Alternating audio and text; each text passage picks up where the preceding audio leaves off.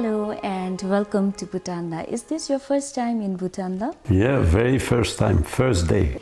So what was your first impression of Bhutan? It's very different than the other countries that I know. So it's very interesting for me because I like countries which are different. And I went in the mountain, I met some people. All the people I meet so far very keenly. In the street, people are smiling. So it looks good. I'm happy to be here. And, I will be there for 1 week, so I think I will have time to understand a little bit the country. I think that what I love here is the relation with nature, which is going and that we can understand through the heart, that we are everywhere, and the house, which is everywhere. So you understand very quickly as soon as you came in Bhutan that it is something very important for the people because it is everywhere. So I think it's something very good to have this manifestation here. Yeah. What inspired you to dedicate your life to exploring and telling stories about wildlife? It's the love of nature. Since I am child, I love the nature, so as soon as it had been possible for me to go in other country, I started to go in those countries which are in the north because I like it very much. And Oslo also I like very much photo, film, writing. So it has been something easy for me to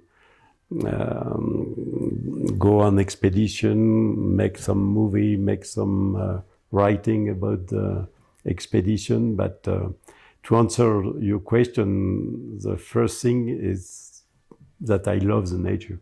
That's really inspiring journey, and I'm sure it wasn't very easy for you. So what were the challenges that you faced while exploring this kind of environment? This is something easy when you love it, you know. So, going up a mountain can be difficult for somebody who doesn't like to do it. But when you like it, you know, it's has been the same answer for the people who have been telling me that going through Siberia was something very big, that I was very strong. No, because it was, yes, sometimes it's not easy, but it's more easy when you love it very much. My dream has always been traveling in the north, so it has been something more easy for me than somebody else maybe. In your film, you capture both nature and emotion so perfectly. So how do you maintain that balance in your storytelling? Oh, when you are making a film, you are always trying to get a balance. It's, you know, like on the sea, you know, the waves. You always have to, for everything, for the music, for the sound, for the picture, in the scenario also, in the script, you know. So you are always trying to have a balance between everything which are in a movie. And it is something difficult because when you have been writing the script, when you have been thinking about the music, it became something that very special because you know it so well that you have to try to be aware from the movie, but it's something that I like very much. You know. Okay, that's really fascinating. Well, Bhutan lives in harmony with nature. So did that remind you of any places that you have already explored? Yes, because I have been traveling a lot in the mountain, a lot. When I have been crossing, for example, Siberia or Canada, I have been traveling for 1 year in the Rocky Mountain because I love mountain. Maybe because I live in a country which is very flat.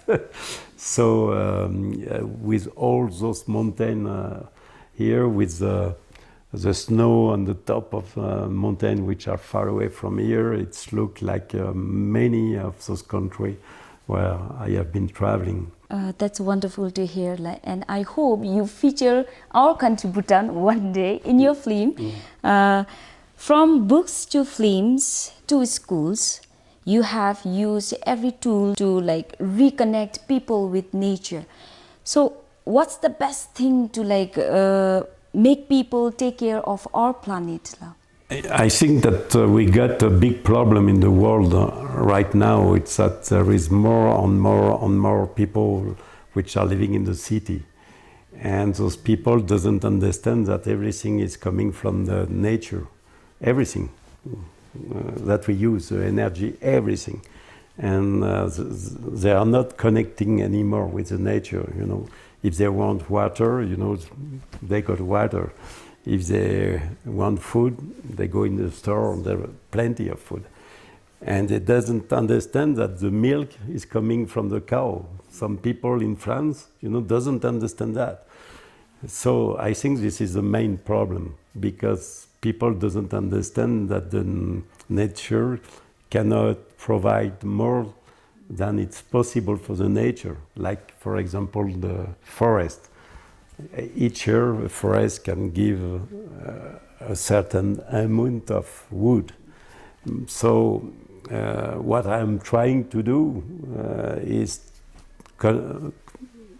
reconnecting people with movie, where people understand that the nature is something very important, that there are some people living in the nature very well.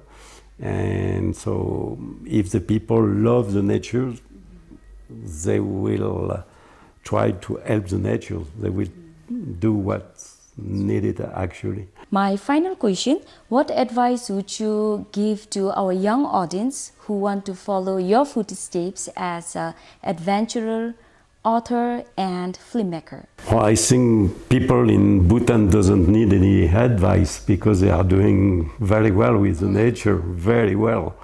What I will only say is that maybe the people doesn't have to dream too much about the city, because everywhere where I have been, like those people which are in the movies that are going to be on the screen right now, they have been trying to go back, for example, to Moscow. And all those people went back to the mountain.